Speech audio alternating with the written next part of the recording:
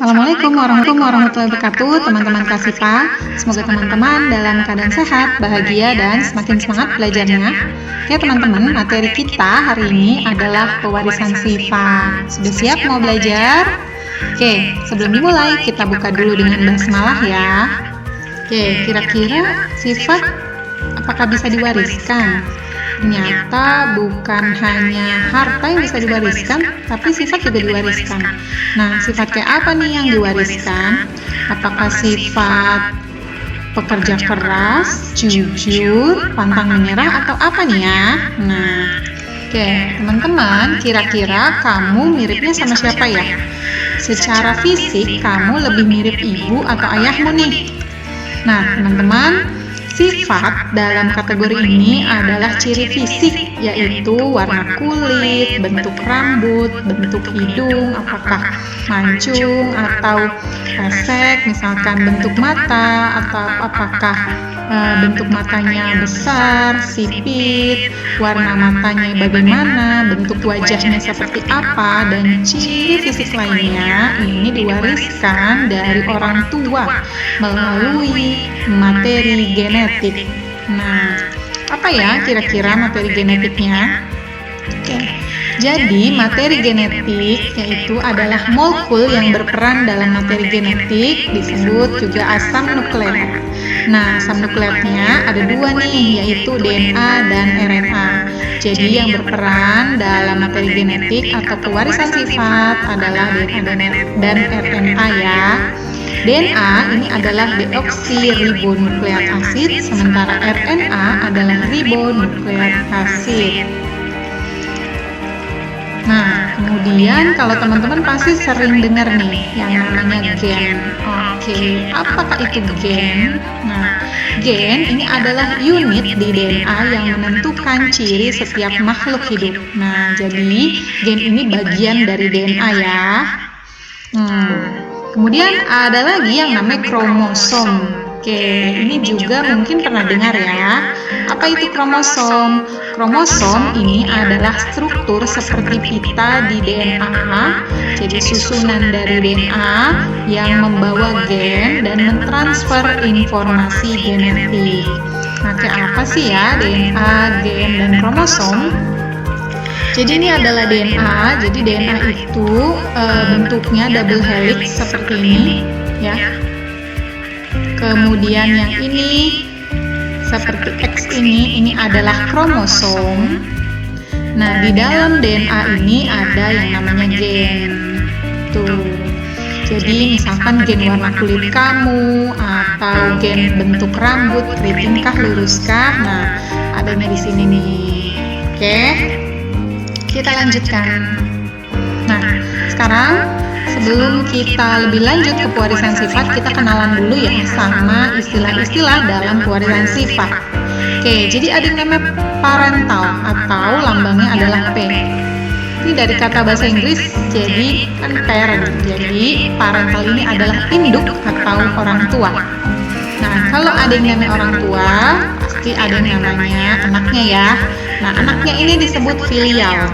Jadi filial adalah keturunan dari hasil persilangan orang tua. Nah, misalkan seperti ini ya. Kalau ini ada parental, tuh P, dengan jenis kelamin laki-laki, kemudian parental satu lagi dengan jenis kelamin perempuan. Nah, kemudian disilangkan, maka akan dihasilkan keturunan pertama. Nah, disebut dengan F1. Jadi, keturunan pertama disebutnya F1. Itu berbeda dengan anak pertama, anak kedua, beda ya. Jadi, yang namanya keturunan pertama, ya ini adalah misalkan bagian dari keturunan pertama, kalau ayah dan ibu kamu, maka keturunan pertama dari ayah dan ibu kamu adalah kamu, kakak kamu, adik kamu, dan sebagainya. Tuh, jadi saudara-saudara kamu. Nah, ketika F1 disilangkan dengan F1 yang lain, gitu ya, misalkan, maka ini akan dihasilkan F2 atau disebutnya keturunan kedua. Tuh, jadi kalau kita ibaratkan ya, ini misalkan kakek dan nenek, ini ayah dan ibu, nah maka ini adalah cucu-cucunya. Jadi keturunan pertama F1, ini keturunan kedua disebutnya F2. Oke, kita lanjut. Nah, kemudian ada yang namanya fenotip. Nah, fenotip ini apanya selotip ya? Nah, ternyata berbeda. Oke, jadi fenotip ini adalah sifat yang dapat teramati. Contohnya, misalkan kamu melihat mawar warnanya merah, maka merah ini adalah sifat bagian dari fenotip. Kemudian rambut keriting, nah si keriting ini adalah fenotip. Mata sipit, sipitnya adalah fenotip. Apel manis, manisnya adalah fenotip. Jadi sifatnya ya. Oke, kalau mawar, rambut ini kan namanya subjeknya. Nah, sifat yang menyatakan si subjek itu disebutnya fenotip. Oke. Sementara genotip ini adalah sifat dasar yang tidak tampak. Nah, ini dilambangkan dengan sepasang atau lebih lambang huruf, di mana satu huruf mewakili satu sifat genotip. Contohnya misalkan M besar, M besar, A besar, A kecil, B kecil, B kecil. Nah, untuk genotip, karena ini lambang huruf, kamu harus membaca juga huruf besar dan kecilnya. Jadi misalnya ini nggak boleh dibaca MM, AA, BB. Nah, harus diberi keterangan huruf besar atau kecilnya. Jadi ini M besar, ini A besar, A kecil, ini B kecil, B kecil. Itu ya. Nah, ini contohnya misalkan fenotipnya tadi mawar, ada warna merah, warna putih. Nah, warna-warna dalam mawar ini disebutnya sifat fenotip. Atau kalau di manusia misalkan rambutnya pirang, matanya besar, wajahnya bulat, hidungnya pesek gitu ya. Kemudian kulitnya putih. Nah, itu juga bagian dari fenotip atau sifat yang dapat teramati secara kasat mata gitu ya. Oke. Kita lanjutkan lagi. Nah, ada yang disebut dengan dominan. Oke, jadi dominan adalah sifat suatu gen yang menutupi sifat lain dalam suatu persilangan. Tuh ya, jadi karena saking dominannya, dia menutupi sifat yang lain. Nah, ini dilambangkan dengan huruf besar. Kemudian, lawannya dominan ada yang namanya resesif. Nah, resesif ini adalah sifat yang ditutupi oleh sifat yang lain. Jadi kalau yang menutupi namanya dominan, yang ditutupi namanya resesif. Sehingga terlihat tidak tampak pada keturunannya. Nah, ini dilambangkan dengan huruf kecil. Contoh misalkan di dominan, karena dilambangkan dengan huruf besar, maka kita tulis nih M besar, M besar. Nah, M besar ini menandakan adalah bunga warna merah. Ya, jadi warna bunga pada bunga warna merah itu lebih dominan, maka ditulisnya dalam huruf M besar, M besar. Ketentuannya dari mana sih ini bikin hurufnya M gitu ya? Kenapa nggak A? Nah, sebenarnya secara gampangnya atau mudah kita ambil dari huruf depan sifat. Kan ini sifatnya merah. Huruf depannya adalah M. Maka ya udah, karena dia dominan kita tulis M besar, M besar. Itu ya. Nah, kalau nggak mau huruf M, boleh nggak huruf yang lain? Boleh-boleh aja. Misalkan bunga warna merah, kamu mau kasih huruf A, ya udah berarti A besar, A besar. Yang penting konsisten. Kalau dominan, dia dinyatakan dominan, maka dia harus huruf besar. Sementara kalau resesif, misalkan kalau warna merah dominan, berarti otomatis warna putih adalah yang resesifnya. Itu ya, yang kalah gitu ya, yang tidak tampak. Maka dia ditulis M kecil nih, dilambangkan dengan huruf kecil ya, bunga warna putih. Nah, kenapa enggak warna putih ini dia kan hurufnya P, kenapa di sini nggak P kecil? Nah, kenapa? Karena ini menandakan bahwa merah dengan putih ini adalah sifat yang berlawanan atau sepasang ya. Jadi kalau dia harus mengikuti, si resesif ini harus mengikuti huruf yang sama dengan dominannya. Jadi kalau misalkan kamu di sini pakai merah adalah M besar, maka otomatis warna putih yang resesifnya harus dipakai M kecil.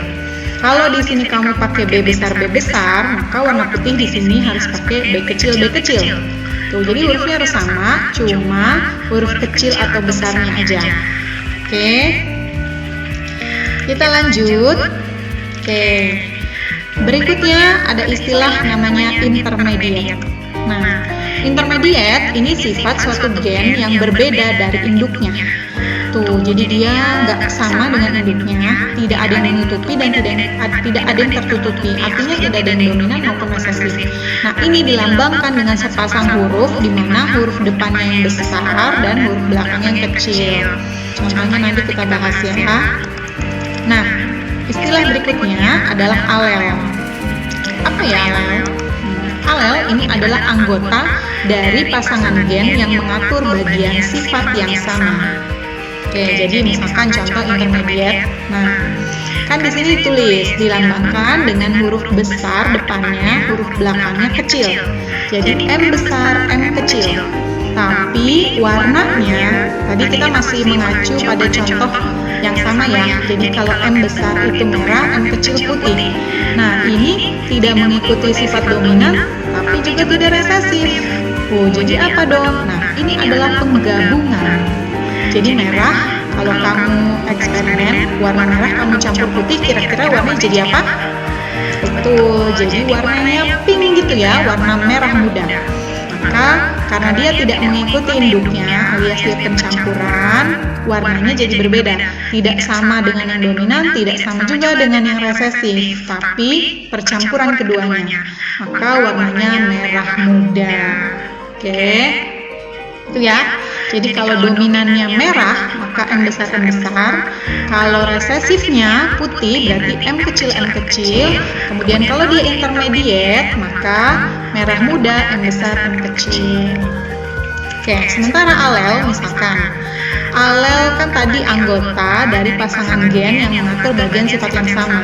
Maka misalkan alel dari bulu halus, yaitu H besar, jadi artinya di sini bulu halus dominannya. Jadi kebanyakan rata-rata sifat dalam kategori sifat yang unggul atau yang baik-baik gitu ya, yang unggul itu merupakan sifat yang dominan. Oke.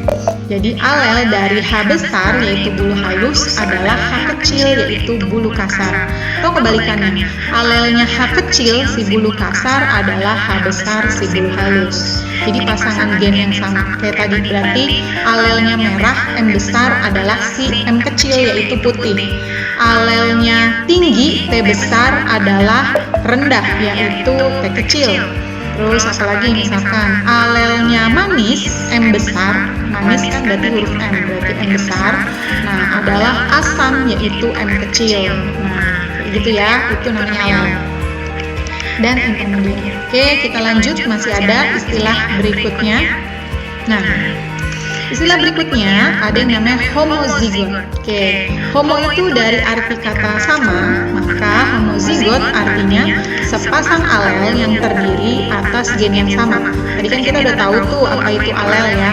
Nah, ini gennya sama, artinya sama dominan atau sama resesif. Contohnya M besar, jadi dia harus kembar gitu ya ibaratnya. M kecil, A kecil, B besar. Berarti namanya homozigot. Jadi kalau udah huruf besar juga, kecil juga. Nah, lawannya si homozigot namanya heterozigot. Ini adalah sepasang alel yang terdiri atas gen yang berbeda. Jadi gabungan dari dominan sama resesif nih ya, itu penjelasan yang intermediate tadi. Nah, contohnya M besar, M kecil, jadi gabungan dia, M besar, M kecil, kemudian A besar, A kecil. Selanjutnya, ada yang namanya monohibrid. Nah, monohibrid, mono ini dari arti kata satu, nah hibrid ini artinya adalah peristiwa persilangan. Jadi monohibrid adalah persilangan dengan satu sifat yang berbeda, kan mono satu ya. Nah, kemudian kalau sifat yang berbedanya ada dua, berarti namanya dihibrid, persilangan dengan dua sifat yang berbeda. Contoh misalkan si monohibrid, ada bunga mawar, semuanya sama gitu ya. Nah, tapi yang membedakan hanya warna bunganya. Yang satu bunganya warna merah, satu lagi warna putih. Nah, itu sifatnya berbeda. Kemudian kalau di hibrid misalkan, kamu punya pohon mangga, tetangga kamu punya pohon mangga juga, tuh ya.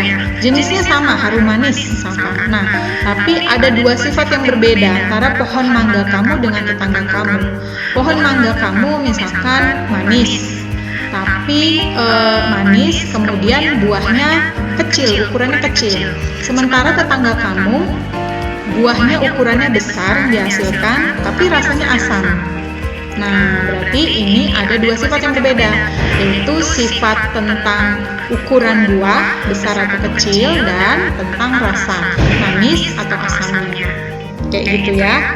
Nah, ada lagi nggak berikutnya? Ada, namanya trihibrid. Jadi kalau trihibrid berarti 3 sifat berbeda, polyhibrid berarti banyak sifat berbeda. Tapi untuk di SMP kita belajarnya baru persilangan, monohibrid, dan dihibrid ya. Oke? Kita lanjutkan.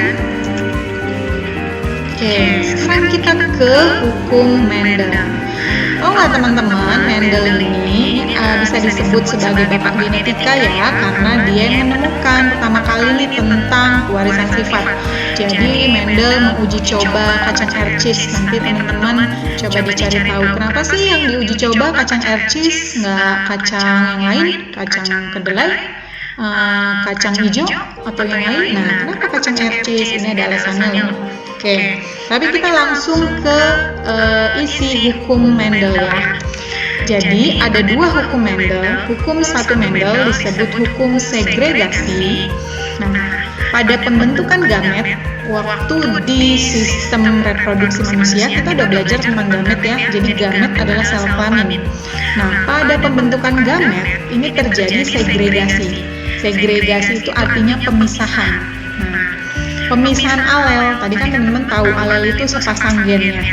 Nah, udah sepasang nih dia, dipisahkannya secara bebas. Nah, pada hukum satu ini berlaku untuk persilangan monohibrid. Sementara hukum 2 Mendel disebut juga hukum penggabungan bebas. Ketika pembentukan gamet, nah alelnya akan mengadakan kombinasi, jadi melakukan kombinasi secara bebas. Tuh ya. Nah, ini berlaku untuk persilangan dihibrid. Jadi kalau ini segregasi, yang pemisahan, yang ini penggabungan. Yang ini monohibrid, yang ini dihibrid. Oke, teman-teman, kita lanjutkan ke pewarisan sifat atau persilangan monohibrid dan dihibrid. Oke, tapi nanti di part berikutnya ya. Oke, kita sampai di sini dulu. Semoga bermanfaat. Sukses itu perlu aksi. Jadi lakukan tindakan nyata yang disebut usaha. Kelas IPA, mohon maaf apabila ada salah. Alhamdulillahirrahmanirrahim. Assalamualaikum warahmatullahi wabarakatuh.